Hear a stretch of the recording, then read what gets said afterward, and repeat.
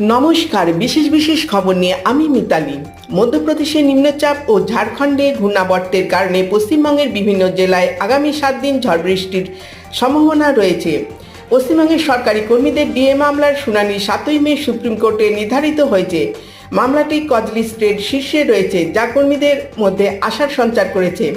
ভারত পাকিস্তান উত্তেজনার মধ্যে পশ্চিমবঙ্গে পাকিস্তানের পতাকা নিয়ে অস্থিরতা সৃষ্টির চেষ্টা করা হয়। পুলিশ দ্রুত পদক্ষেপ নিয়ে দুজনকে গ্রেপ্তার করেছে।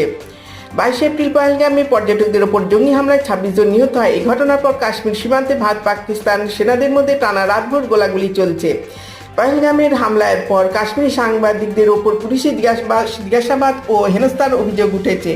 সাংবাদিকদের দাবি এটি 2019 সালের ঘটনার পুনরাবৃত্তি। কাশ্মীর নিয়ে উত্তেজনার মধ্যে পাকিস্তান একটি ভূমি থেকে ভূমিতে নিক্ষেপণযোগ্য ক্ষেপণাস্ত্রের প্রশিক্ষণমূলক উৎক্ষেপণ করেছে, যা দুই দেশের মধ্যে উত্তেজনা আরও বাড়িয়েছে।